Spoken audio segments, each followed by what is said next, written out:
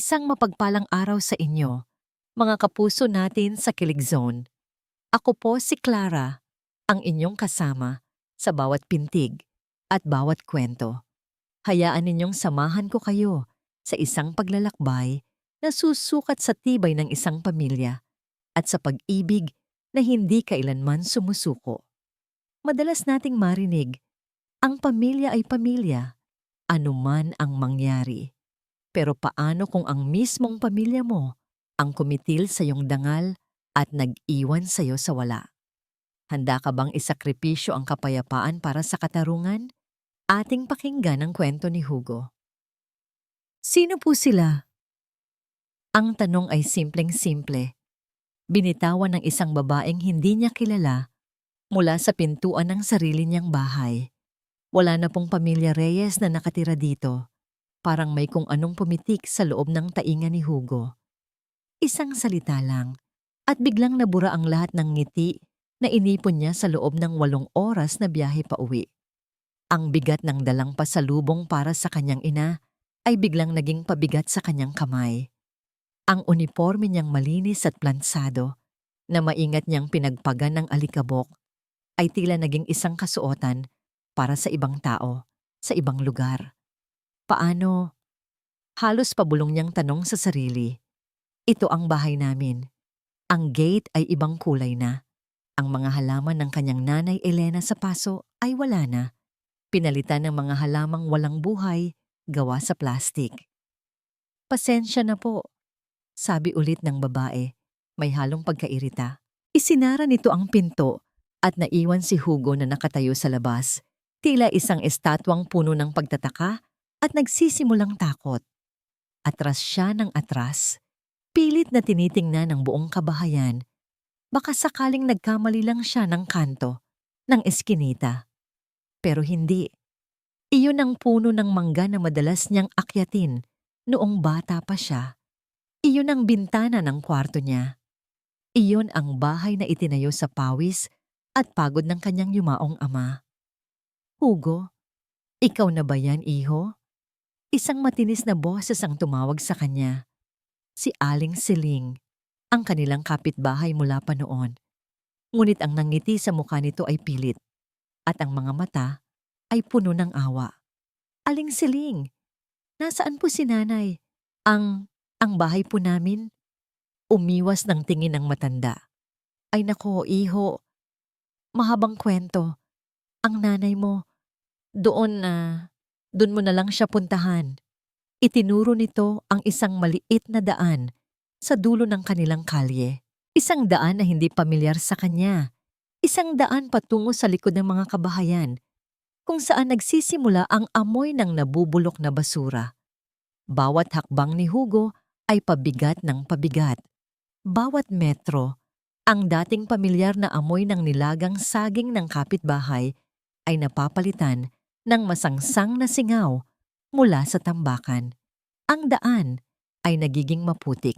Ang mga bahay ay nagiging mga barong-barong na gawa sa yero, karton, at mga sirang tarpaulin. At doon, sa dulo, nakita niya ito. Isang maliit na kubo na halos masira sa isang ihip ng hangin. Sa labas, may isang munting sampayan kung saan nakasampay ang iisang duster. Dahan-dahan siyang lumapit. Ang puso niya'y dumadagundong sa kaba at sa isang galit na nagsisimula nang umakyat mula sa kanyang sikmura. Sumilip siya sa siwang ng pinto na gawa sa sako. At doon, nakita niya ang kanyang ina, si Nanay Elena. Nakaupo sa isang lumang papag, naghihimay ng gulay sa ibabaw ng isang kahon. Mas payat ito. Mas kulubot ang mukha. Ang dating masayahing mga mata nito ay malungkot, nakatitig sa kawalan. Nay. Halos hindi lumabas ang boses ni Hugo. Napalingon si Nanay Elena. Sa isang saglit ang mga mata nito ay nanlaki sa gulat bago namuo ang mga luha. Hugo, anak ko. Napatakbo ito at niyakap siya ng mahigpit. Naramdaman ni Hugo ang panginginig ng kanyang ina, ang bigat ng mga hikbi nito sa kanyang dibdib. Hindi na niya kailangan ng paliwanag. Ang tanawin sa paligid niya, ang kalagayan ng kanyang ina, lahat ay nagsasabi ng isang kwento ng matinding kataksilan. Pinapasok siya ni Nanay Elena sa loob ng masikip na barong-barong. Walang lamesa, walang upuan, tanging isang papag, isang maliit na kaldero at ilang dilata. Ngunit sa isang sulok, sa ibabaw ng isang malinis na karton, nakita ni Hugo ang kanyang litrato nung nagtapos siya sa military training. Maingat itong nakabalot sa plastik, ang nag-iisang palamuti sa buong kabahayan. Iyon ang nagpasikip sa kanyang dibdib. Kahit sa gitna ng ganitong kahirapan, siya pa rin ang iniisip nito. Anak, ang mahalaga, umuwi ka, sabi ni Nanay Elena habang pinupunasan ang mga luha. Huwag kang gagawa ng gulo, anak. Ayos lang ako dito. Hindi nagsalita si Hugo. Ang init ng galit ay unti-unting lumalamig. Nagiging yelo sa kanyang mga ugat. Pinagmasdan niya ang mga kamay ng kanyang ina na nangingitim sa paghihimay ng gulay, ang mga paa nitong walang sapin. Binalikan niya sa isip ang magarang bahay kung saan nakatira ngayon ang isang estranghero. Huminga siya ng malalim. Ang kanyang boses ay kalmado ngunit may bigat na parang bakal. Sinong gumawa nito sa'yo, Nay? Si Kuya Roy ba? Si Ate Lorna? Ang mga pangalan na binitawan ni Hugo ay tila mga batong bumagsak sa gitna ng katahimikan. Lumikha ng alon na yumanig sa buong pagkatao ni Nanay Elena. Agad siyang umiling. Ang mga matay nag-iwas ng tingin at pilit ng ngumiti. Huwag mo nang isipin yun, anak. Ang mahalaga, nandito ka na. Ligtas ka. As hinawakan niya ang braso ni Hugo, ang haplos ay isang pakiusap. Kumain ka na ba? Ipaghahain kita. Ngunit hindi natinag si Hugo. Ang kanyang mga mata ay nanatiling nakatitig sa ina, puno ng isang lamig na hindi pa kailanman nakita nito sa kanya. Anong wag isipin, Nay? Nakatira kayo sa tabi ng basurahan, samantalang sila. Nasaan sila? Nasa malaking bahay pa rin ba? Hugo, tama na. Nanginginig ang boses ni Nanay Elena. Huwag nating palakihin ang gulo. Nakakahiya sa mga kapitbahay. Ano na lang ang sasabihin nila? Wala akong pakialam sa sasabihin nila. Tumaas ang boses ni Hugo, ngunit agad niya itong pinigilan nang makita ang takot sa mukha ng ina. Huminga siya ng malalim.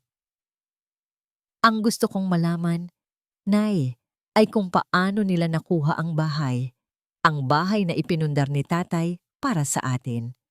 Naupo si Nanay Elena sa papag, ang mga balikat ay tuluyang bumagsak. Ang bigat ng katotohanan ay hindi na kayang itago. May pinapirmahan lang sila sa akin, anak. Papel para daw sa pautang para sa negosyo ni Roy, sabi nila, para umasenso ang pamilya. Pinapirmahan? Halos hindi makapaniwalang tanong ni Hugo. Pero, Nay, hindi po ba't hindi kayo marunong bumasa? Yumuko si Nanay Elena. Ang kahihiyan ay bakas sa kanyang mukha. Tinatakan ko lang ng thumb mark ko. Sabi ng kapatid mo, yun lang daw ang kailangan. Tiwala naman ako, anak. Pamilya pa rin natin sila. Ang bawat salita ay parang karayom na tumutusok sa puso ni Hugo. Pamilya, tiwala. Ginamit nila ang kahinaan at ang pagmamahal ng sarili nilang ina laban dito. Dahan-dahan siyang lumuhod sa harap nito.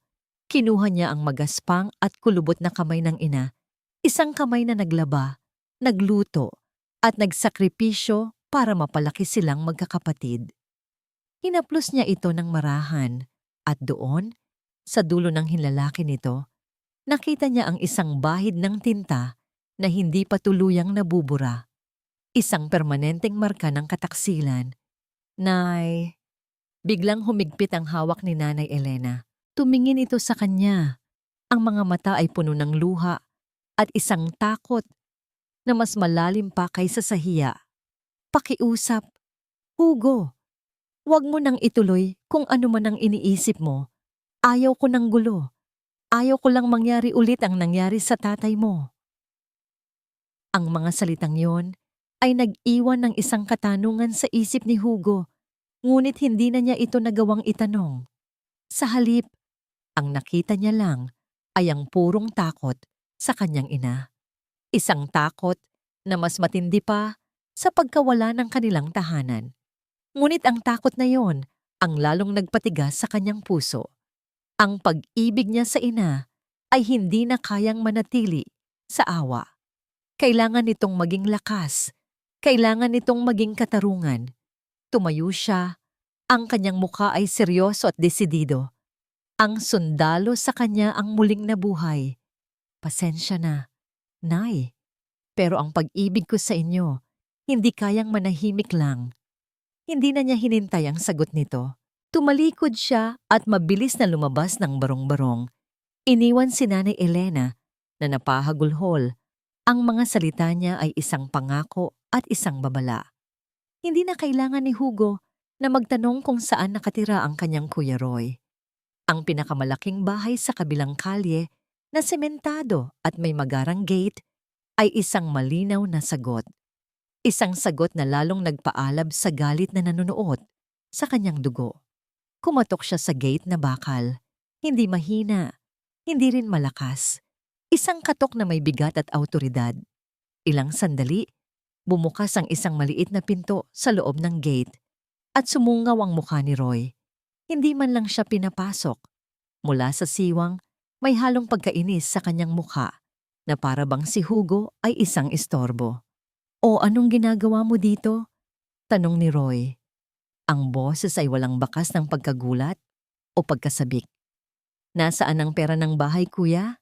Diretsong tanong ni Hugo. Ang bawat salita ay matigas. "Bakit si nanay? Nasa barong-barong." Napangisi si Roy. "Wow, bagong dating ka lang. Yan agad ang bungad mo. Hindi ka man lang ba mangungumusta muna?" Binuksan niya ng buo ang gate, hindi para mag-anyaya, kundi para maghamon. "Pumasok ka, para magkaalaman tayo." Sa loob, ang sala ay malamig dahil sa aircon. Ang mga sofa ay bago. Isang malaking flat-screen TV ang nakasabit sa dingding at nakaupo doon si Ate Lorna na agad tumayo at humalukip-kip, ang mukhay nakaismid. Aba, himala at napauwi ang magiting na sundalo. Sarkastikong sabi ni Lorna. Hindi pinansin ni Hugo ang pangaasar. Ang kanyang mga mata ay nanatiling nakatuon kay Roy. "Inuulit ko, kuya. Nasaan si nanay? Bakit ninyo siya pinabayaan?" "Pinabayaan?" Tumawa si Roy ng malakas. "Wala ka dito, Hugo. For years, kami ang nag-alaga kay nanay. Kami ang nagbibigay ng pagkain. Kami ang nag-aasikaso kapag nagkakasakit siya. Nasaan ka noon, Aber? Nagpapasarap sa kung saang kampo." Biglang humagulhol si Lorna, ngunit ang mga luha ay halatang peke. "Oo nga, Hugo. Napakadali para sa'yo na bumalik dito at humusga. Pero lahat ng gastos, lahat ng pagod, kami yun. Praktikal lang kami. Kailangan naming ibenta ang bahay para mabawi yung mga nagastos namin sa kanya. Utang na loob mo yun sa amin, Hugo." Utang na loob. Ang mga salitang iyon ay tumama kay Hugo na parang sampal. Sila, na nagnakaw sa sarili nilang ina, ay may lakas ng loob na maningil ng utang na loob? Habang nagsasalita si Lorna, gumala ang mga mata ni Hugo sa paligid. At doon, sa wrist ng asawa ni Lorna na si Dennis na tahimik lang na nakaupo sa isang sulok na may mapanuyang ngiti, nakita niya ito. Ang luma at gasgas na relos ng kanilang ama. Ang kaisa-isang mamahaling bagay na pag-ari nito na ipinamana dapat sa kanilang lahat. Isang mainit na kuryente ang gumapang sa mga ugat ni Hugo. Napakuyom ang kanyang kamao. Hindi na ito tungkol sa pera. Tungkol na ito sa dangal. "Wala kayong karapatang maningil ng kahit ano," sabi ni Hugo. Ang boses ay mababa at puno ng panganib. "Isa sa uli ninyo ang lahat ng kinuha ninyo kay nanay." Ngumisi si Roy. Isang ngisi na hindi umabot sa kanyang mga mata. Lumapit siya kay Hugo, ang muka ay 1 pulgada na lang ang layo. Baka nakakalimutan mo, Hugo. Bulong nito na may halong pagbabanta. May hawak kaming alas laban sa'yo. Hindi sumagot si Hugo. Tinitigan niya lang ito ng diretso sa mata. Doon na muling tumawa si Roy, umatras at itinaas ang 2 kamay na parang sumusuko. Ngunit ang mga matay nang hahamak. Sige, magdemanda ka. Tingnan natin kung sino ang paniniwalaan ng barangay. Ang mga anak na nag-alaga o ang sundalong bigla na lang sumulpot para manggulo? Lumabas si Hugo sa bahay ng kanyang kapatid na hindi lumingon. Ang mga salita nila, utang na loob. Wala ka dito? Sino ang paniniwalaan ng barangay? Ay umuugong sa kanyang isipan. Mas masakit pa sa anumang putok ng baril na narinig niya sa buong serbisyo niya. Isang sundalo siya. Sanay siyang lumaban sa giyerang may malinaw na kalaban. Ngunit ito ay ibang klaseng laban. Isang laban ng mga salita, ng mga papel na hindi niya naiintindihan, ng isang konsepto ng pamilya na ngayon ay basag na sa kanyang paningin. Sa unang pagkakataon, sa loob ng maraming taon, naramdaman ni Hugo ang pagiging inutil. Naglakad siya ng walang direksyon, ang init ng araw ay hindi niya alintana. Paano niya lalabanan ang isang kasinungalingan na pinaniniwalaan ng lahat? Paano niya ipagtatanggol ang ina kung ang ina mismo ay takot lumaban? Kailangan niya ng tulong. Hindi tulong ng mga sundalo. Kailangan niya ng isang taong sanay sa ganitong klase ng giyera. At bigla, isang pangalan ang pumasok sa kanyang isip. Jessalyn David. Ang dati niyang kaklase noong high school. Si Jess na tahimik pero laging top 1 sa klase. Si Jess na palaging may dalang makapal na libro. Ang huling balita niya, nag-aral ito ng abogasya sa Maynila. Sa isang maliit na pag-asa, nagtanong-tanong siya sa bayan at hindi siya nabigo. May isang maliit na opisina sa itaas ng isang pawn shop na may nakasulat sa salamin ng pinto, Attorney Jessalyn David Law Office. Nag-alinlangan si Hugo sandali bago kumatok. Bumukas ang pinto at bumungad sa kanya ang isang babaeng nakasalamin, nakatali ang buhok, at napapaligiran ng mga tambak na folder at libro. Ngumiti ito ng bahagya, isang formal na ngiti. "Good morning, how can I help you?" Tanong nito, bago siya makilala. "Hugo? Hugo Reyes? Ikaw na ba yan?" "Jess," sabi lang ni Hugo. Pinaupo siya ni Attorney Jess. Ang dating tahimik na kaklase ay isa ng propesyonal na abogado. Nakinig itong mabuti habang isinasalaysay ni Hugo ang lahat, paminsan-minsan ay tumatango at nagsusulat sa isang yellow pad. "So, ang suspicion mo ay forgery and coercion," sabi ni Jess. Ang tono ay purong legal. "May kopya ka ba ng deed of sale? Kailangan nating makita kung paano ginawa ang pirma. Or in your mother's case, the thumb mark." Ngunit nang ikwento ni Hugo ang itsura ng barong-barong, ang litratong nakabalot sa plastik, ang takot sa mga mata ng kanyang ina, doon nagbago ang lahat. Ang sundalong si Hugo ay nawala, at ang natira ay isang anak na nasasaktan. "Hindi niya yun deserve, attorney," sabi ni Hugo. Ang boses ay nag-umpisa ng mabasag. "Isinakripisyo niya ang lahat para sa amin. Tapos ganito lang?" Hindi nagsalita si Jess. Sa gitna ng kanyang lamesang puno ng mga kaso, dahan-dahan niyang itinulak ang isang maliit na box ng tissue papunta kay Hugo. Isang maliit na galaw, ngunit para kay Hugo, iyon ay isang pag-intindi na mas malakas pa sa anumang salita. Huminga ng malalim si Jess. Ang pagiging abogado niya ay panandaliang nawala, at ang nakaharap kay Hugo ay ang dati niyang kaibigan. "Okay, Hugo, makinig ka sa akin," sabi niya. Ang boses ay mas malumanay na. "May iba pa bang nakakaalam ng sitwasyon ng nanay mo? Isang kapitbahay na mapagkakatiwalaan? Kahit sino." Umiling si Hugo. Sumandal si Jess sa kanyang upan, ang mga matay seryoso. Tinitigan niya si Hugo ng diretso. This is a tough fight, Hugo. Hindi lang ito laban sa korte. Laban ito sa tsismis, sa hiya, at sa pamilya. Sigurado ka ba talaga dito? Umalis si Hugo sa opisina ni Attorney Jess na may dalang panibagong pag-asa. Sa wakas, meron na siyang plano, isang malinaw na direksyon. Hindi na siya isang galit na anak lamang. Isa na siyang kliyenteng may karapatang lumaban. Ngunit hindi niya alam, habang siya ay nagpaplano ng kanyang unang hakbang, ang kanyang mga kapatid ay naglunsad na ng sarili nilang opensiba. Ang kanilang sandata, ang dila ni Lorna. Kinabukasan, maagang pumunta si Lorna sa palengke, ngunit hindi para mamili, kundi para maghasik ng lason. Nagsimula siya sa pwesto ni Aling Marisol, ang reyna ng mga tsismosa sa kanilang barangay. Mare, grabe. Simula ni Lorna, ang mga mata ay namumula na, handa ng umarte. Dumating na si Hugo, pero iba na siya. Ang gusto niya, sa kanya na raw lahat. Ang bahay, ang lupa. Humikbi siya at agad na nakuha ang simpatiya ng lahat ng nakikinig. Ano? Gulat na tanong ni Aling Marisol. Ang mga matay nanlalaki sa interes. Pati ang nanay ninyo, pinalayas niya. Hindi naman sa ganun, Mare, sabi ni Lorna habang pinupunasan ang mga pekeng luha. Pero parang ganun na rin. Nagalit siya nang malaman niyang naibenta na ang bahay. Gusto niya ng pera. Paano naman kami ni Kuya Roy? Ilang taon naming inalagaan si nanay. Practical lang naman kami, di ba?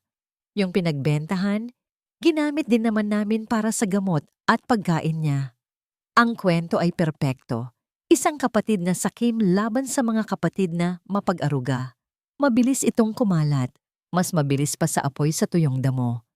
Mula sa palengke, sa mga nagkakape, sa mga naglalaro ng tungit sa kanto.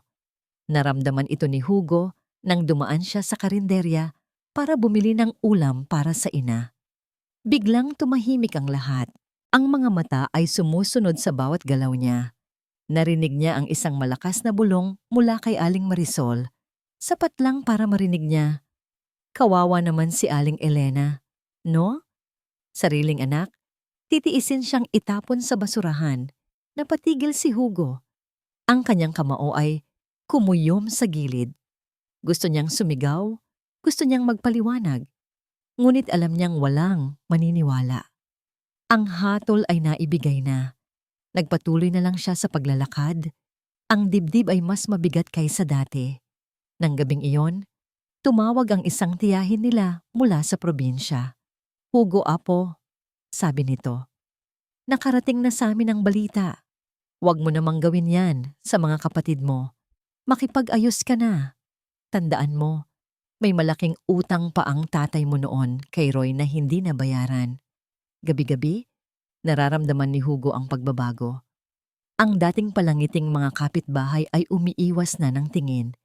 Ang mga dating kaibigan ay hindi na siya inaaya. Siya at ang kanyang ina ay tila isang isla na papaligiran ng dagat ng paghuhusga. Ang pinakamasakit ay dumating noong linggo. Umuwi si Nanay Elena mula sa pagsisimba. Ang kanyang mga balikat ay nakayuko. Ang muka ay basang-basa sa luha. Anak, sabi nito, ang boses ay garalgal. Umupo ito sa papag at doon humagulhol ng walang tigil. Kahit ang mga kaibigan ko sa simbahan, iba na ang tingin sa akin. Mga tingin na puno ng awa, ng pagdududa, parang ako pa ang may kasalanan. Tumingin ito kay Hugo, ang mga mata ay puno ng pagod at pagsuko. Ang huling sinag ng pag-asa na dala ni Hugo ay tuluyan ng namatay. Tama na anak, nanginginig na pakiusap nito. Suko na ako.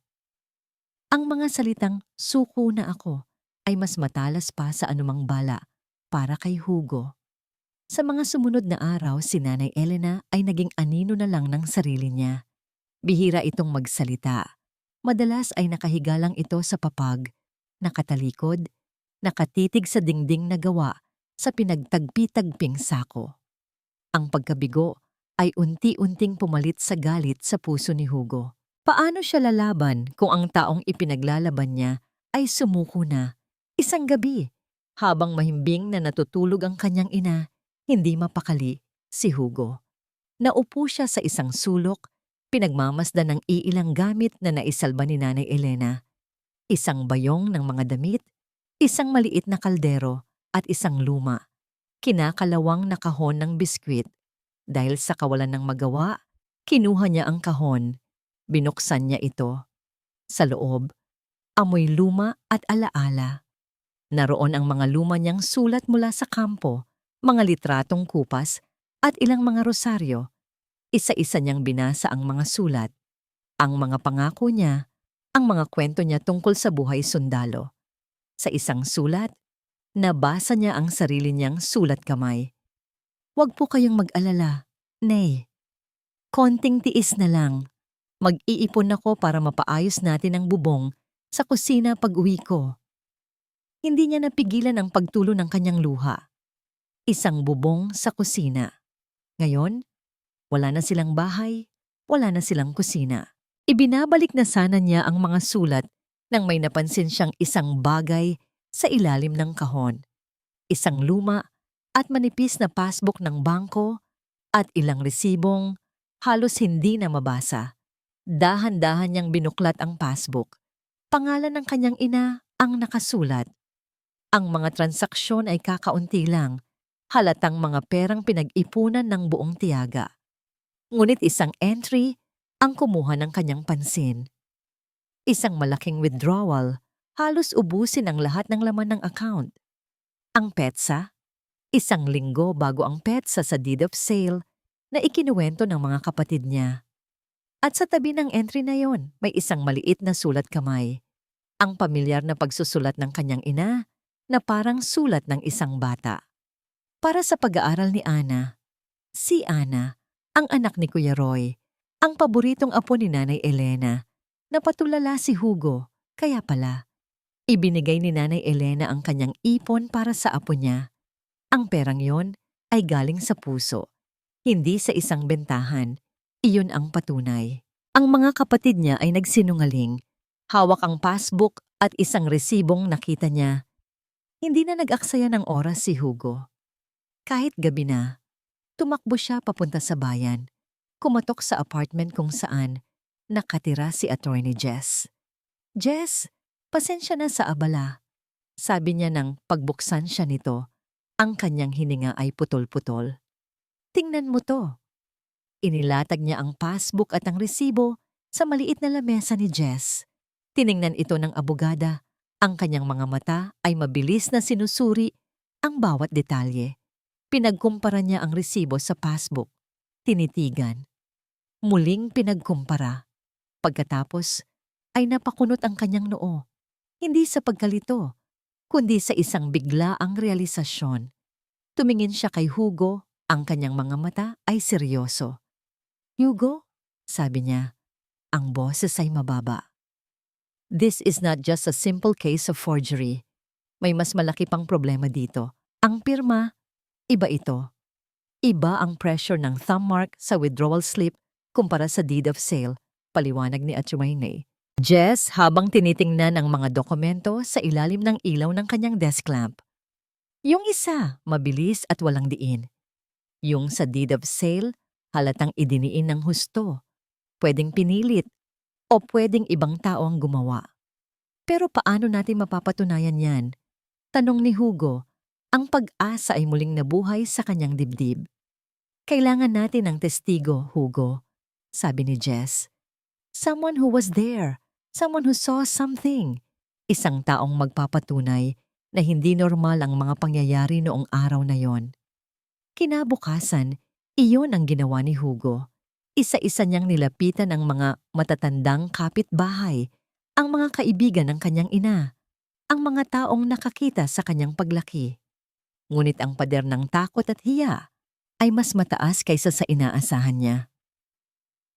"Naku iho, pasensya na. Ayaw naming makisawsaw sa gulo ng pamilya," sabi ni Aling Nita. habang mabilis na isinasara ang kanyang tindahan. Ang iba, kapag nakikita siyang papalapit, ay biglang nag-iiba ng usapan o nagkukunwaring may ginagawa. Ang lason na ikinalat ni Lorna ay mabisa. Para sa kanila, si Hugo ang kontrabida at walang gustong kumanlong sa kanya. Halos buong araw siyang naglakad. Ang pag-asa ay unti-unting nauubos. Napaupo siya sa isang bangko sa plaza, malapit ng sumuko. At doon, naalala niya si Mang Ben, ang pinakamatalik na kaibigan ng kanyang ama, isang mangingisda na nakatira sa dulo ng kanilang barangay, malapit sa dagat. Agad siyang nagtungo doon. Naabutan niya si Mang Ben sa labas ng maliit nitong bahay, nagkukumpuni ng sirang lambat. Nang makita siya nito, tumigil ito sa paggawa at ngumiti ng malungkot. Hugo, iho, nabalitaan ko na ang nangyari. Halika, magkape ka muna. Sa loob ng bahay, habang nagtitimpla ng kape ang matanda, sinubukan ni Hugo na magtanong, Mang Ben, may natatandaan po ba kayo noong araw na umalis si nanay sa bahay namin? Biglang natigilan si Mang Ben. Inilapag nito ang tasa ng kape sa lamesa, ang kamay ay bahagyang nanginginig. Tumingin ito sa labas, na para bang tinitiyak na walang nakikinig. Mahirap tong sasabihin ko, Hugo, bulong nito. Nakita ko sila. Ang Kuya Roy mo, may kasama siyang lalaki na nakaunipormeng parang sa munisipyo. Nakita ko sila. Pagpapatuloy ni Mang Ben, ang boses ay halos pabulong. Ang Kuya Roy mo, may kasama siyang lalaki na nakaunipormeng kulay kaki, parang sa munisipyo. Nung lumabas sila ng bahay niyo, tulala lang ang nanay mo, parang lutang. Hindi normal, Hugo. Hindi yun ang itsura ng taong masayang nagbenta ng bahay. Para kay Hugo, ang mga salitang yon ay parang isang basong tubig sa gitna ng disyerto. Isang patunay, isang kumpirmasyon mula sa isang taong mapagkakatiwalaan. Sino po yung kasama niya, Mang Ben? Nag-isip ang matanda. Hindi ko matandaan ang pangalan, pero parang pamilyar ang mukha. Madalas ko siyang nakikita sa Land Registration Office dati. Isang mahalagang impormasyon, isang sinulid na pwede nilang hilahin. Mang Ben, pwede po ba kayong... Oo, iho. Putol ni Mang Ben sa sasabihin ni Hugo, ang mga matay seryoso. Para sa tatay mo, ang tatay mo, mabuting tao yon. Sana maman lang makuha ng nanay mo ang para sa kanya. Sa wakas, isang kakampi, isang sinag ng liwanag. Nagpasalamat si Hugo, ang puso niya ay magaan. Sa unang pagkakataon, sa loob ng maraming araw. Tumayo na siya para umalis, para ibalita ang magandang balita kay Atoy Jess. Ngunit bago pa siya makahakbang, bumukas ang pinto ng kusina at humahangos na lumabas ang asawa ni Mang Ben, si Aling Pacing. Ang mukha nito ay puno ng takot at pag-aalala. Ben, anong ginagawa mo? Huwag kang makialam. Sigaw nito bago lumingon kay Hugo. Iho, pasensya na, pero hindi kami pwedeng tumestigo. Pero bakit po? Naguguluhang tanong ni Hugo. Nakita niyo po ang totoo. Tumingin si Aling Pacing sa kanyang asawa na may panunumbat bago humarap muli kay Hugo. Ang boses nito ay nanginginig. Isang halo ng takot at hiya. May utang na loob kami kay Roy. Halos pasigaw nitong sabi. Nakalimutan mo na ba, Ben? Siya ang nagpautang sa atin nung naospital ang anak natin. Gusto mo bang bawiin niya lahat yon? Paano na tayo? Ang salitang utang na loob ay muling bumagsak na parang pader sa pagitan ni Hugo at ng katarungan. Ang nag-iisang testigo niya, ang pag-asa niya, ay nakagapos din pala sa tanikalang yon. Naiwang nakatayo si Hugo habang si Mang Ben ay napayuko na lang. Talunan. Ang sinag ng liwanag ay muling nilamon ng dilim. Sa kabila ng pag-atras ni Mang Ben, hindi sumuko si Attorney Jess. Ang utang na loob ay hindi pwedeng maging panakip sa isang krimen, sabi niya kay Hugo. Kaya't ginawa niya ang susunod na hakbang. Nagpadala siya ng isang formal na demand letter Sa pamamagitan ng registered mail kina Roy at Lorna, ang sulat ay simple lang. Isa sa uli nila ang ari-arian ni Aling Elena sa loob ng 15 araw. Kung hindi ay itutuloy nila ang pagsampa ng kaso. 1 linggo ang lumipas na walang sagot. 1 linggo ng nakabibinging katahimikan. Para kay Hugo, ang katahimikang yon ay mas nakakabahala pa kaysa sa mga sigaw at insulto. Isang gabi, habang nag-aayos siya ng kanilang munting tulugan, may isang batang kumatok sa kanilang pinto. "Kuya, may nagpapabigay po," sabi nito. Iniabot ang isang puting sobre na walang pangalan, walang kahit anong marka. Bago pa makapagtanong si Hugo, ang bata ay mabilis nang tumakbo palayo sa dilim. May kakaibang kaba siyang naramdaman. Tiningnan niya muna ang kanyang ina na mahimbing nang natutulog, bago niya dahan-dahang binuksan ang sobre. Sa loob, wala itong sulat. Tanging isang litrato. Isang litrato niya na nakauniporme, kuha sa loob ng kampo militar. Isang litratong personal na ang natatandaan niya'y ipinadala lang niya sa isang matalik na kaibigan sa serbisyo. Ngunit hindi iyon ang nagpatigil sa kanyang paghinga. Ang kanyang mukha sa litrato ay may bilog na marka, ginamitan ng pulang pentel pen. At sa ilalim nito, may mga salitang isinulat ng mariin at galit. "Militar ka sa labas. Pero dito, teritoryo namin to." Isang malamig na kuryente ang gumapang sa kanyang buong katawan. Hindi ito isang simpleng alitan ng pamilya. Isa na itong pagbabanta, isang direktang hamon.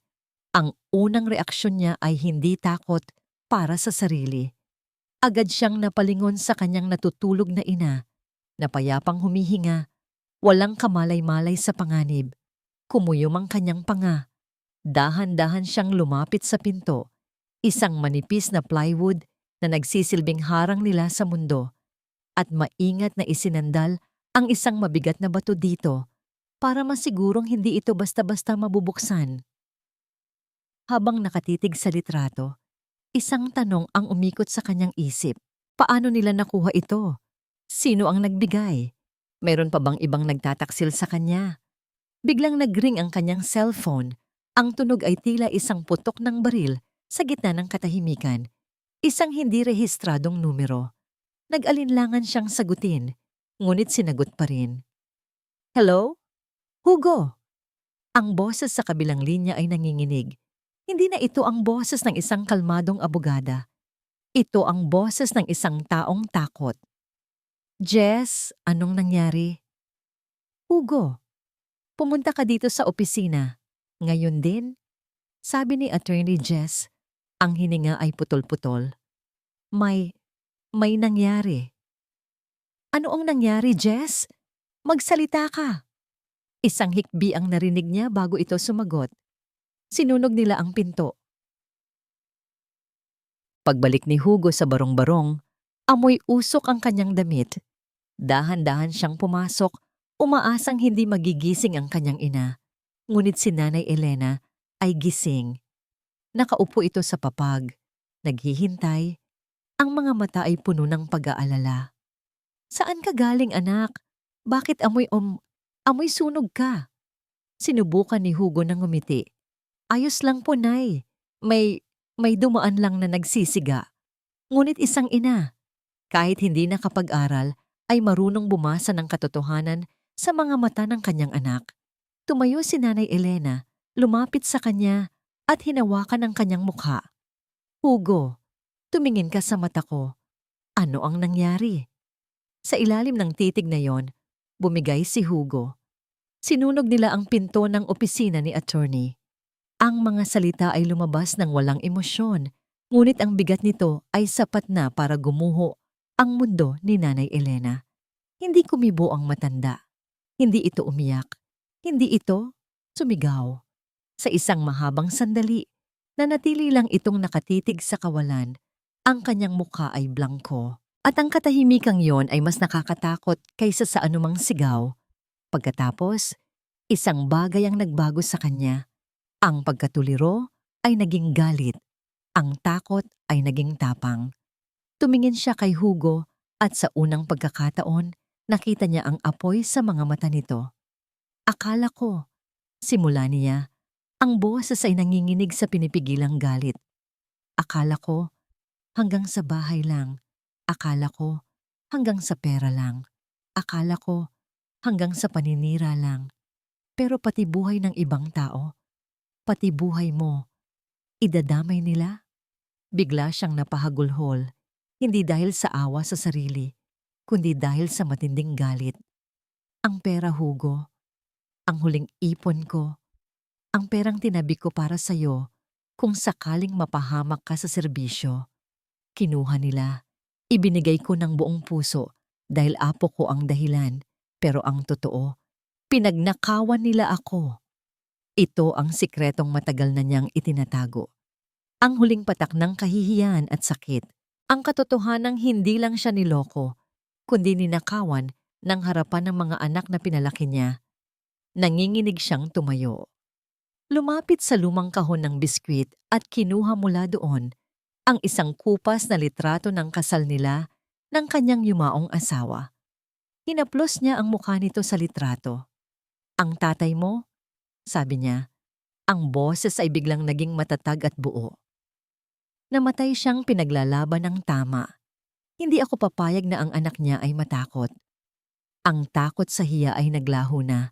Ang pag-aalala sa sasabihin ng iba ay wala na. Ang natira na lang ay ang dalisay at mabangis na pag-ibig ng isang ina para sa kanyang anak.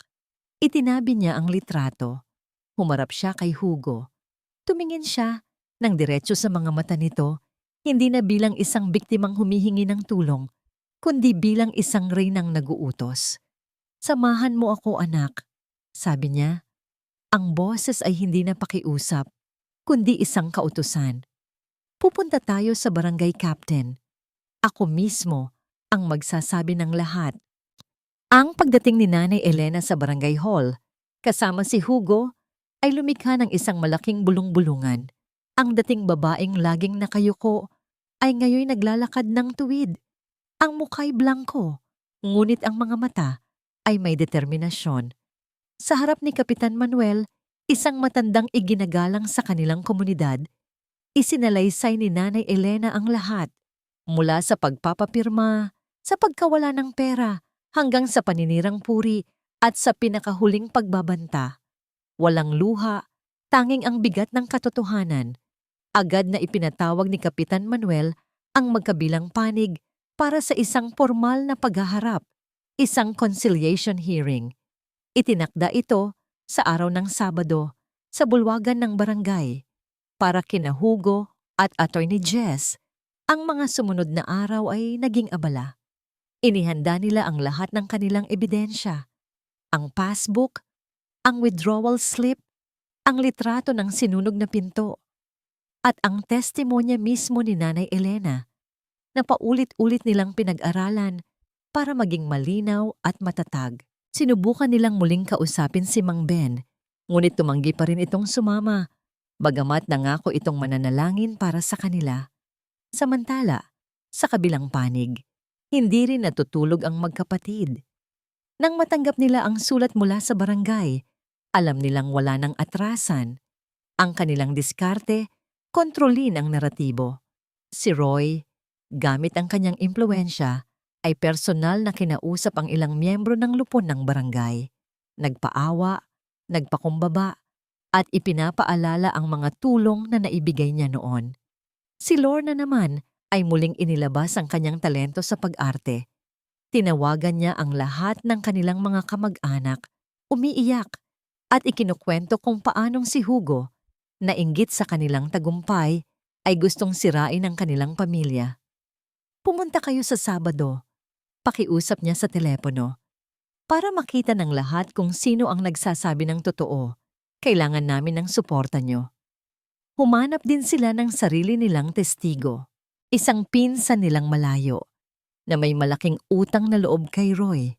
Pinangakuan ito ng malaking halaga kapalit ng isang simpleng kasinungalingan na nandoon siya nang ibenta ni Nanay Elena ang bahay at masaya pa raw ito noong pumirma.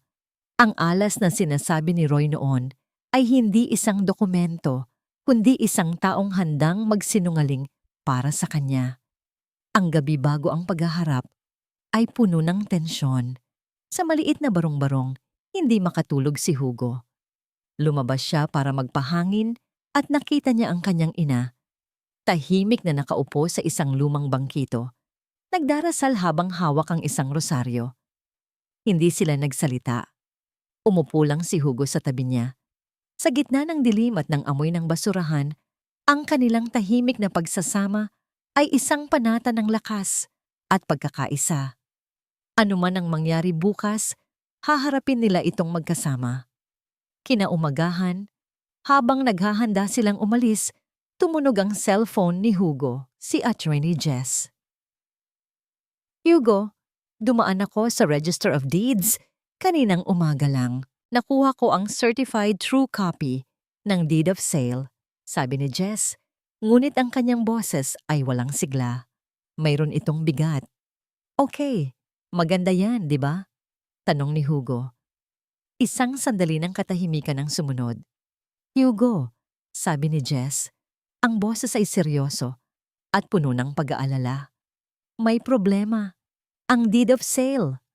Mukhang legal. May testigo silang pumirma na hindi natin alam. Ang pangalan, Ricardo Gomez. Ang pangalan ng pinsan nilang binayaran.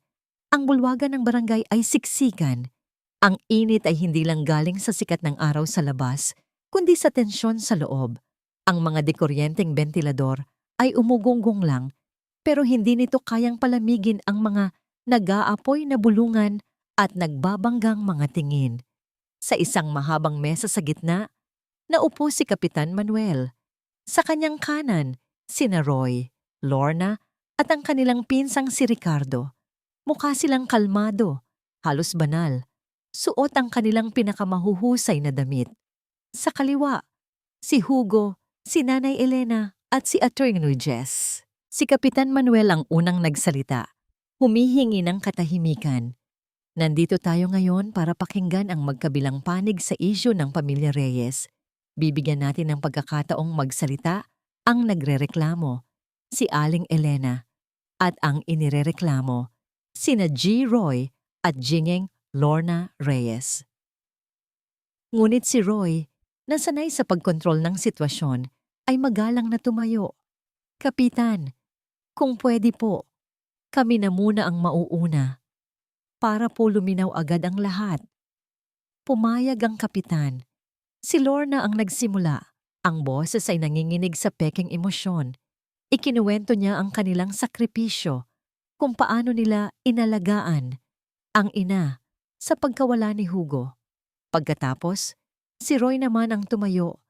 Ang boses ay malumanay at puno ng awtoridad na para bang siya ang biktima. Hindi po namin kailanman pinabayaan ang aming ina, sabi niya, habang inilalabas ang isang folder. Ang pagbenta po ng bahay ay desisyon naming lahat, kasama si nanay. Kailangan po namin ng pera para sa kanyang mga gamot at pang-araw-araw na gastusin. Inilatag niya sa mesa ang deed of sale. Ang dokumento ay mukhang opisyal, kumpleto sa mga selyo. Ito po ang katibayan, Kapitan. Malinaw po na may pirma o thumbmark ang aming ina. Ang mga bulungan sa silid ay lumakas. Karamihan ay tumatango, sumasang-ayon. At para po patunayan na walang pilitan na nangyari, dagdag ni Roy, nandito po ang aming pinsan, si Ricardo Gomez. Nandoon po siya mismo nang maganap ang pirmahan. Tumayo si Ricardo, yumuko ng bahagya at nagsalita ng malinaw. Opo, Kapitan. Nandoon po ako. Nakita ko po si Tia Elena na kusang loob na itinatak ang kanyang thumbmark sa papel.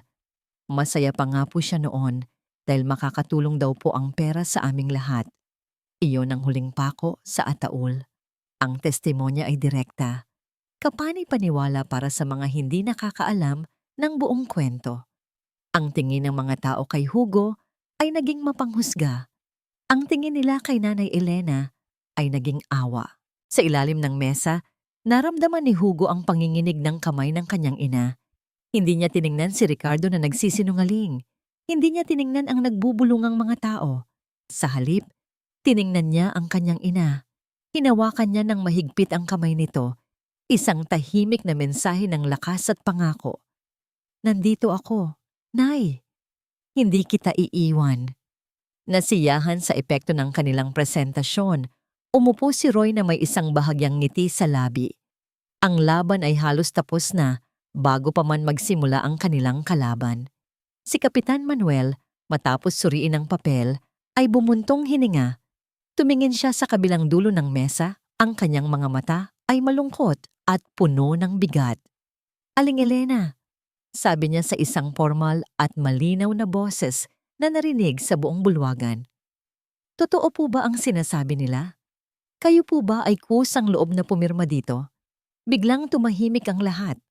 Ang tanging maririnig ay ang ugong ng bentilador. Ang lahat ng mga mata, lahat ng atensyon ay nakatuon ngayon sa matandang babae na nasa gitna ng lahat ng kaguluhan. Huminga ng malalim si Nanay Elena. Ang lahat ng takot na naramdaman niya sa loob ng maraming buwan ay tila naglaho na palitan ng isang kakaibang kalinawan. Tumingin siya hindi kay Kapitan Manuel, kundi sa mga mata ng kanyang mga anak, sina Roy at Lorna. Kapitan, simula niya, ang boses ay mahina, ngunit matatag, sapat para marinig ng lahat. Totoo po, itinatak ko ang aking thumb mark. Isang kolektibong hininga ng pagkabigo ang narinig mula sa ilang sumusuporta sa kanya. Si Roy at Lorna ay nagkatinginan na may ngiti ng tagumpay. Pero, pagpapatuloy ni Nanay Elena, ang itinatak ko ay para sa papel ng pag-utang sa bangko, para sa perang pang-tuition daw ng apo kong si Ana, hindi para sa pagbenta ng aming tahanan. Biglang nagbago ang timpla sa silid. Si Attorney Jess ay tumayo. Kapitan, may I present our evidence? Magalang niyang tanong. Sa pahintulot ng kapitan, inilatag ni Jess ang mga dokumento sa mesa. Ang passbook ni Nanay Elena, ang withdrawal slip, at ang certified true copy ng deed of sale. Mapapansin niyo po, Kapitan, sabi ni Jess, itinuturo ang mga petsa. Ang withdrawal ng halos lahat ng pera ni Aling Elena ay nangyari noong June 5. Ang deed of sale ay nakapetsa ng June 12, isang linggo pagkatapos. Kung ang pera mula sa bentahan ay para sa gastusin ni Aling Elena, bakit niya kailangang ubusin ang sarili niyang ipon isang linggo bago ang bentahan? Si Roy at Lorna ay nagsimulang hindi mapakali sa kanilang upuan. At ito po ang pinakamahalagang ebidensya, sabi ni Jess, habang inilalapit ang withdrawal slip at ang deed of sale. Kung papatingnan po natin sa isang eksperto, malalaman po natin na ang thumb mark sa dalawang dokumentong ito ay hindi magkatugma. Isang malakas na bulungan ang pumuno sa bulwagan. Ang teorya po namin, Kapitan, ay simple lang. Pagpapatuloy ni Jess, nilinlang po nila ang kanilang ina na pumirma sa withdrawal slip. Ngunit ang deed of sale na alam nilang hindi pipirmahan ni Aling Elena ay sila na mismo ang gumawa ng paraan para magkaroon ng pekeng thumb mark. Sinungaling! Sigaw ni Roy tumayo. Nandyan ang testigo namin. Nakita niya. Ngunit bago pa makasagot si Kapitan Manuel, isang boses ang narinig mula sa likuran ng bulwagan. Isang boses na nanginginig, ngunit determinado. Ako. Ako ang tunay na testigo. Lahat ay napalingon. Nakatayo doon si Mang Ben ang mangingisda, ang kaibigan ng yumaong asawa ni Elena. Sa tabi niya ay ang kanyang asawang si Aling Pacing na umiiyak habang tumatango, nagbibigay ng kanyang suporta. Naglakad si Mang Ben papunta sa harap. Ang mga tuhod ay nangangatog ngunit ang paninindigan ay buo. Nakita ko po ang lahat, Kapitan, sabi niya. Nakatingin ng diretso kay Roy. Nakita ko po kayo na may kasamang taga-munisipyo at nakita ko po ang itsura ni Elena paglabas ninyo. Lutang, tulala. Hindi yun ang itsura ng isang taong masaya. Ang testimonya ni Mang Ben, isang taong kilala sa kanyang pagiging matapat, ang siyang tuluyang sumira sa pader ng kasinungalingan. Ang lahat ng duda ay nawala. Ang katotohanan ay lumabas na parang sikat ng araw. Biglang humagulhol si Lorna. Hindi na peke, kundi tunay na pag-iyak ng isang taong nahuli na. Hindi ko kasalanan, sigaw niya. Itinuturo ang kanyang asawa at si Roy. Sila ang nagplano ng lahat. Sinunod ko lang sila. Si Roy, sa kabilang banda ay namutla. Ang kanyang muka ay pinaghalong galit, pagkagulat, at matinding kahihiyan. Ang hiya, ang kinatatakutan ng kanyang ina, ang siya na ngayong parusa sa kanya. Tumingin siya sa daan-daang mga matang nakatitig sa kanya, mga mata ng kanyang mga kapitbahay, kaibigan, at kamag-anak. Lahat ay puno ng pagkamuhi at pagkasuklam. Hindi na niya nakayanan. Sa isang biglaang pagsabog ng galit at desperasyon, itinulak niya ang mesa sa kanyang harapan. Hindi pa tayo tapos, Hugo. Hindi pa. Sigaw niya. Bago mabilis na tumakbo palabas ng bulwagan, tinatakasan ng hatol ng mga taong dati tinitingala siya. Walang naging selebrasyon. Pagkatapos ng pagdinig sa barangay, umuwi sina Hugo at Nanay Elena sa kanilang barong-barong na parang sila ang natalo. Ang tagumpay ay may lasang abo sa kanilang mga bibig. Ngunit sa labas, ang buong komunidad ay nagpiesta sa kwento. Ang pagtakbo ni Roy palabas ng bulwagan ay naging simbolo ng kanyang pagkakasala. Ang pag-iyak ni Lorna ay naging patunay ng kanilang kataksilan. Ang dating paghanga kay Roy Reyes ay napalitan ng pandidiri. Ang dating awa kay Lorna ay naging pagkutya. Naging mga bilanggo sila sa sarili nilang magagarang bahay. Ang mga bintana ay laging sarado.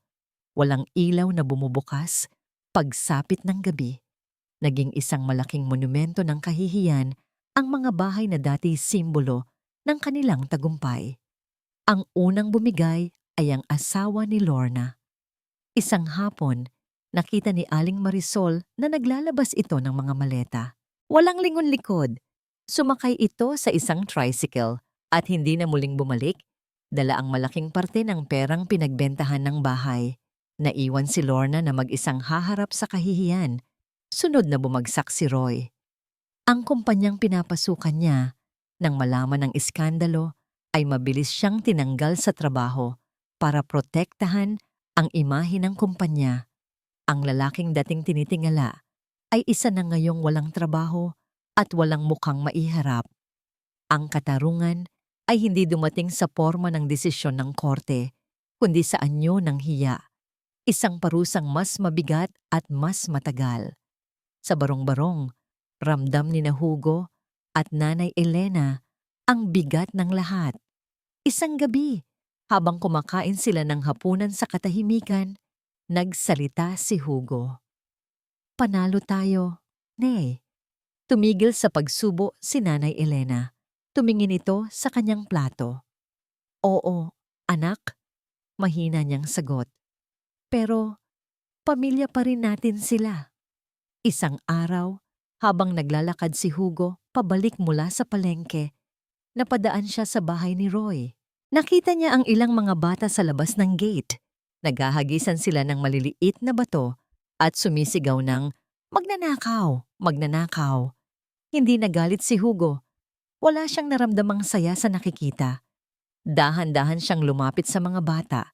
Hindi niya sila sinigawan. "Umuwi na kayo," sabi niya sa isang kalmado, ngunit may awtoridad na boses. Tama na yan. Nagkatinginan ang mga bata at mabilis na nagalisan, iniwan si Hugo na nakatayo sa harap ng gate, nakatingin sa bahay na dati niyang ipinaglaban. Ang laban ay para sa katarungan, hindi para sa paghihiganti. Lumipas ang ilang linggo. Nagsimula nang humupa ang mga usapan. Nagsisimula na silang magplano ni Attorney Jess kung paano mababawi ang pera. Isang hapon, may muling kumatok sa kanilang pinto. Isang sulat na naman, iniwan sa may tarangkahan. Kinakabahang binuksan ito ni Hugo, handa sa isa na namang pagbabanta. Ngunit iba ang laman nito. Sa loob ng sobre ay isang tseke. Ang halaga ay maliit lang, hindi man lang umabot sa kalahati ng kinuha nila. At kasama nito ay isang kapirasong papel. Walang paliwanag, walang pakiusap. Isang salita lang ang nakasulat sa pamilyar na sulat kamay ni Lorna. Patawad. Tinitigan ni Hugo ang tseke at ang isang salitang nakasulat sa papel. Patawad. Hindi niya alam kung ano ang dapat maramdaman. Kulang ang pera. Kulang ang mga salita. Ngunit marahil, iyon na ang simula. Ginamit niya ang perang iyon. Dinagdagan ng lahat ng naipon niya sa kanyang serbisyo sa militar at gumawa siya ng isang desisyon. Ang katarungan ay hindi lang pagbawi sa kung ano ang nawala. Minsan, ito ay ang pagbuo ng isang bagay na bago. Sa tulong ni Attorney Jess, nakahanap sila ng isang maliit na bahay sa kabilang barangay.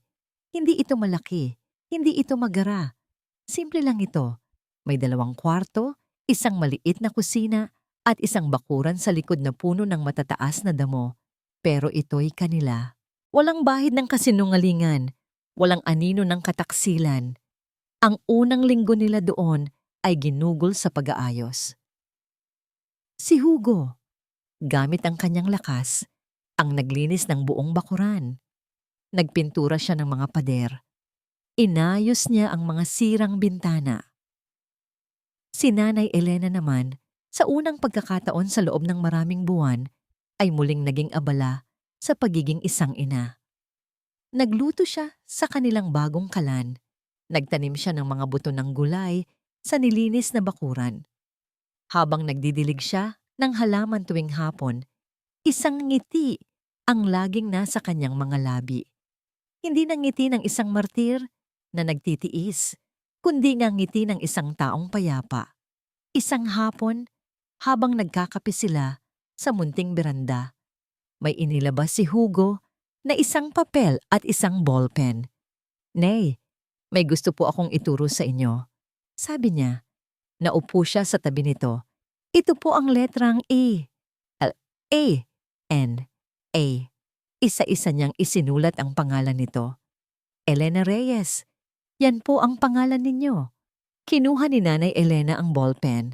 Ang kamay niya ay nanginginig sa simula. Ngunit sa ilalim ng matiyagang paggabay ni Hugo, dahan-dahan, nanginginig, ngunit buong pagpupunyagi, isinulat niya ang kanyang pangalan sa unang pagkakataon sa kanyang buong buhay. Tinitigan niya ang mga letrang nabuo niya. Isang ngiti ang sumilay sa kanyang mga labi. Isang ngiti na puno ng pagkamit. Para sa kanya, ang pirma na yon ay mas mahalaga pa sa titulo ng anumang bahay. Ito ang pag-aari niya sa kanyang sariling pagkatao. Dumating si Attorney Jess isang Sabado para bisitahin sila. May dala itong isang maliit na paso ng halaman bilang housewarming gift. "Bagay na bagay kayo dito," sabi ni Jess habang pinagmamasdan ang payapang paligid. "Masaya ako para sa inyo, Hugo. Para sa inyo, Aling Elena." "Salamat sa lahat ng tulong mo, Jess," sabi ni Hugo. "So, anong plano mo na ngayon?" tanong ni Jess. "Babalik ka na ba sa serbisyo?" Tumingin si Hugo sa kanyang ina na masayang nagdidilig ng mga bagong tanim na gulay. Isang ngiti ang gumuhit sa kanyang labi. "Hindi ko pa alam. Sa ngayon, dito muna ako." Nang paalis na si Jess, inihatid nila ito sa labas. Pinagmasdan ni Nanay Elena ang kanyang munting hardin na nagsisimula ng sumibol. Ang lahat ay payapa.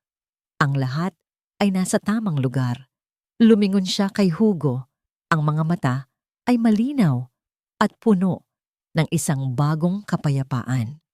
"Anak," mahina niyang tanong, "paano na ang kuya at ate mo?" 1 taon ang lumipas. Ang maliit na bahay ay naging isang tunay na tahanan. Ang bakuran sa likod ay isa ng luntiang hardin, puno ng mga talong, sitaw at kamatis. Ang mga pader ay napuno na ng mga bagong litrato. Si Hugo na tumatawa, si Nanay Elena na nagdiriwang ng kanyang kaarawan, si Attorney Jess na naging regular na bisita. Nakatanggap si Hugo ng bagong assignment, hindi na sa malayong Mindanao, kundi sa isang kampo na 1 oras lang ang layo mula sa kanilang bahay. Umuuwi siya tuwing weekend, dala ang mga kwento at ang sahod na buong-buo niyang ibinibigay sa ina. Bisperas ng Pasko, ang amoy ng bibingka at puto-bumbong ay naghahalo sa malamig na simoy ng hangin. Sa loob ng bahay abala si Nanay Elena sa paghahanda ng kanilang Noche Buena. Simple lang, ngunit sapat na. Biglang may kumatok sa kanilang pinto. Isang katok na mahina at nag-aalinlangan. Nagkatinginan si Hugo at ang kanyang ina. Nagtungo si Hugo sa pinto at dahan-dahan itong binuksan. Sa labas, nakatayo si Lorna. Mas payat siya. Ang dating magagarang damit ay napalitan ng simpleng bestida. Ang kanyang muka ay may bakas ng hirap at pagsisisi. Sa likod niya ay ang kanyang 2 anak na nahihiyang nagtatago, walang nagsalita. Si Lorna ay hindi makatingin ng diretso kay Hugo. Nakayuko lang ito, hawak ang isang maliit na basket ng prutas. Mula sa likod ni Hugo, lumabas si Nanay Elena. Tinitigan niya ang kanyang anak na babae, ang anak na nanakit sa kanya. Isang mahabang sandali ng katahimikan ang namagitan, puno ng mga salitang hindi kayang bigkasin.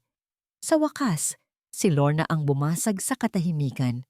"Nay," ang tanging salitang lumabas sa kanyang bibig, kasabay ng pagtulo ng kanyang mga luha. Hindi ito humingi ng tawad, hindi ito nagpaliwanag. Ang isang salitang iyon at ang kanyang mga luha ang nagsabi ng lahat. Tumingin si Nanay Elena kay Hugo. Nakita niya sa mga mata ng kanyang bunsong anak ang isang tahimik na pag-unawa. Ibinabalik nito sa kanya ang desisyon. Huminga ng malalim si Nanay Elena. Lumapit siya sa kanyang anak. Hindi niya ito niyakap, ngunit hinawakan niya ang kamay nito at kinuha ang basket ng prutas. "Pasko ngayon," sabi niya sa isang mahinahon at malinaw na boses. "Halika, pumasok ka." Si Roy ay hindi dumating. Marahil hindi pa siya handa. Marahil hindi na siya darating kailanman. Ngunit sa gabing iyon, habang si Lorna at ang kanyang mga anak ay tahimik na nakikikain sa kanilang munting hapagkainan, isang maliit na sinulid sa nasirang tela ng kanilang pamilya ang nagsimulang muling pagkabitin. Mula sa kanyang kinauupuan, pinagmasdan ni Hugo ang lahat. Ang pagpapatawad ay hindi paglimot. Hindi nito binubura ang sakit. Ngunit isa itong desisyon. Isang desisyon na bitawan ang bigat ng galit para bigyang daan ang kapayapaan. Kumuha si Nanay Elena ng isang piraso ng kakanin at inabot ito sa kanyang apo. Ang bata ay ngumiti. At sa ngiting iyon, nakita ni Hugo ang tunay na tagumpay. Hindi ito ang pagkapanalo sa barangay. Hindi ito ang pagbawi sa pera. Ito iyon. Ang kapayapaan sa puso ng kanyang ina. Ang pag-asa para sa isang bagong simula. At doon, sa gitna ng kapayapaan at pag-asa, tunay na nagsimula ang kanilang bagong kabanata. Mula sa puso ng Kilig Zone at mula sa akin, maraming salamat sa inyong pagsama sa amin hanggang sa dulo ng kwentong ito. Habang isinusulat ko ang tagpong natagpuan ni Hugo, ang kanyang ina, sa tabi ng basurahan, hindi ko mapigilang maramdaman ang bigat sa aking dibdib, sapagkat ang kwentong ito ay hango sa libu-libong kwento ng sakripisyo ng isang ina at sa tibay ng isang anak na handang ipaglaban ang kanyang dangal. Ipinakita sa atin ni Hugo na ang tunay na pagmamahal ay hindi palaging tahimik. Minsan, ito ay isang sigaw para sa katarungan, isang tapang na tumayo laban sa mali. Kahit pa ang kaharap mo ay sarili mong kadugo. At ipinakita naman sa atin ni Nanay Elena na ang pagpapatawad, gaano man kahirap, ay ang nag-iisang binhi na kayang magpatubo ng tunay na kapayapaan sa puso. Kaya narito ang aking tanong para sa inyo. Kung kayo ang nasa kalagayan ni Nanay Elena, pagkatapos ng lahat ng sakit at kataksilan, kaya niyo bang buksan muli ang inyong pinto para sa isang pamilyang minsan ay tumalikod sa inyo?